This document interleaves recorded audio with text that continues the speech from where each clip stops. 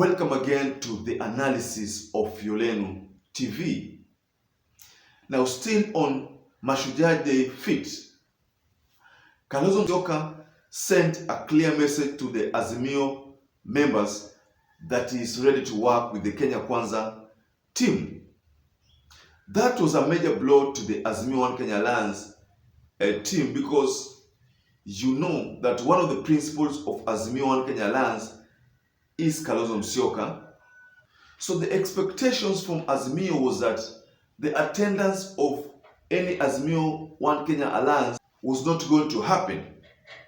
So the fact that Kalonzo Musyoka decided to attend that event, and you saw what Onsoro did when Ruto was greeting the people, greeting the VIP attendees. Onsoro reminded or told William Samoei Ruto that don't stop here. Please greet people to the other far end, because Kalonzo Musyoka was at the far end.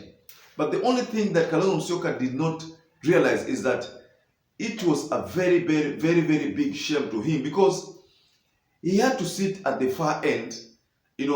Well, considering the stature of Kalonzo Musyoka, he was supposed to sit next to where the President of the Republic of Kenya was sitting. So from what we saw on Soros, telling President William Samoei Ruto to greet people to the far end, that was a clear indication that William Samoei Ruto was not aware that Kalonzo Musyoka would come to that event. In fact, he did not know that Kalonzo Musyoka was in attendance. And the only person who reminded or told the president is none other than Onsoro.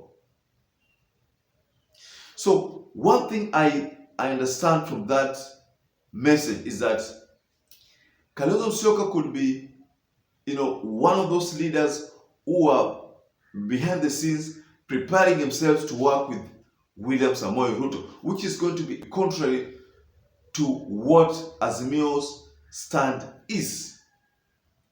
Truth be told, that most of the time when people refer to watermelons, they always refer to Kalonzo Musyoka, even though there are other leaders within the Kenyan political arena who have exhibited those qualities of watermelons. But the only time people talk about watermelon, it is always Kalonzo Musyoka who is referred to. Truth be told, that in the run-up to the presidential election, William Samoei Ruto kept wooing Kalonzo Musyoka to join him. That at a particular time, he told the Kamba residents that once he gets to office, he will talk Kalonzo Musyoka into joining him, and he will give Kalonzo Musyoka a job. So if we look at the jobs that have been allocated, the major jobs that Kalonzo Musyoka would assume, you realize there is one, the vice president, deputy president, that has been taken care of. We have one. Second, the prime minister, that has been taken. We do not foresee a scenario where Kalonzo Musyoka will be appointed as a CS. That is, of course, not going to happen.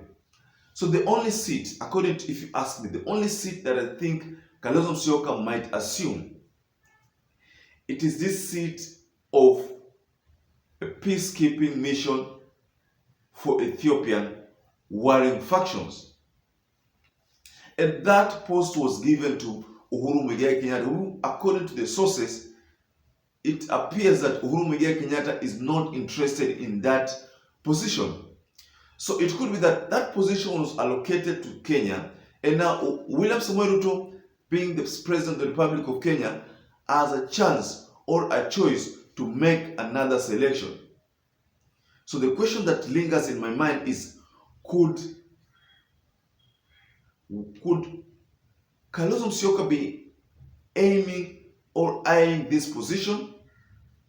Could he be preparing himself for this position in case Uhuru Muigai Kenyatta does not show up in the second meeting, which has not been communicated officially? If you ask me, I'll tell you that I tend to believe that Kalonzo Musyoka could be preparing himself for this position.